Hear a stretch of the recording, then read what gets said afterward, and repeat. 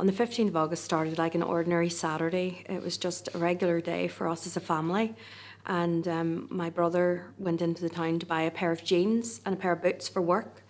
And a car bomb was driven in by some dissident Republicans who disagreed with the peace process.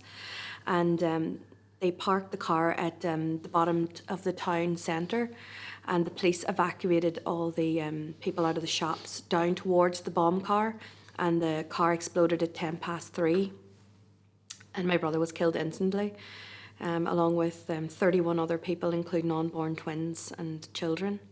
Most of the people that were in the town that day were mothers and children that were shopping. So there was a lot of families that were affected, had mothers and daughters murdered in the bomb. There was a public notice in the local paper for all the victims of the bomb to come together in a local hotel. And we went to the hotel, and Dad was voted in as the first chair of the group. And it was we started working out of each other's homes. We would take turns making teas. We'd stay up to the late hours. And as you started to talk to other victims, you started to grieve for their bereaved, which was, you felt like you'd lost somebody even though you didn't know them, that you were losing all, like listening to the other people's stories, but you did get support, and I think you got more recognition whenever you were in a group of victims together. They had to listen. We are the victims, and we are being victimised again by the government, and we have to fight for everything. It's like you just think you're fighting the terrorists, and now you have to fight the government to get the truth. I mean, in this country, when we go back home, the terrorists are actually the same. They're actually called victims as well. There's no clarity. I mean, a perpetrator of a crime is equivalent to the victim. So that's the frustrating component for us, whereas you have the defined line in this country, which is something that we're fighting for, is for a global kind of definition of what a victim is. And the foundation does a lot of good work with providing support, social support and psychological support.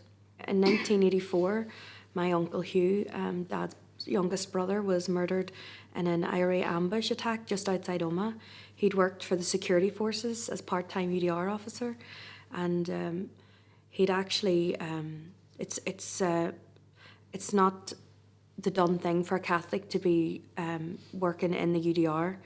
And he had got a lot of threats, and his mother had been sent mass cards and death threats that if he didn't leave. So he left the UDR, but it was a year after that he'd left that he was murdered. And it had a big effect on our family. It was horrendous. Dad was one of 12 of a family, and they were an extremely close Irish family.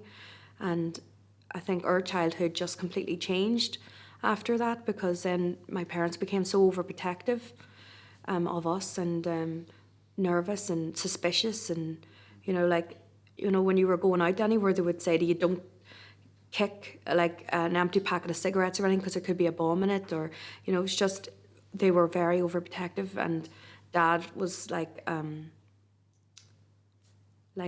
very kind of jolly, laughable sort of character, and that changed after his brother died.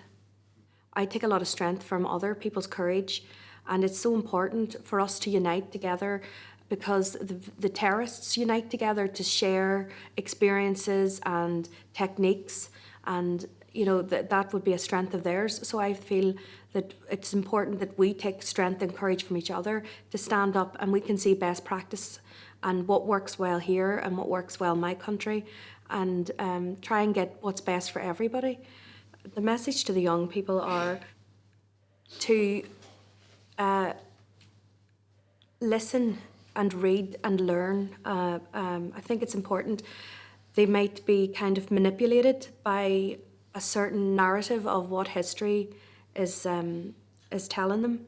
And I think it's important that they kind of broaden their mind, because they're easy targets, and especially for recruiting terrorism.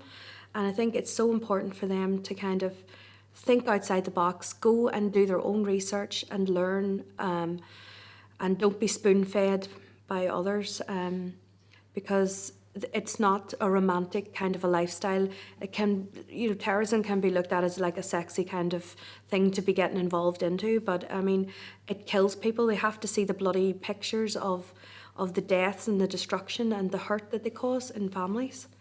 I mean, that's why it's so important for the victims to tell their stories, and sometimes they're forgotten, and silent victims just, help to make more victims. And it's so important for those that have the strength and courage to stand up to speak and to talk and tell the destruction that's caused because of this terrorism.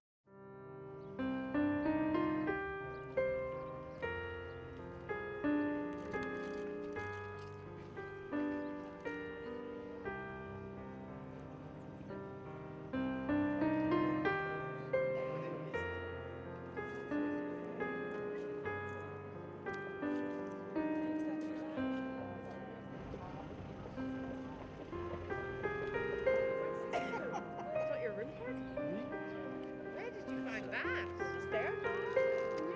You were scared. We did some shopping, you guys. We were gonna go.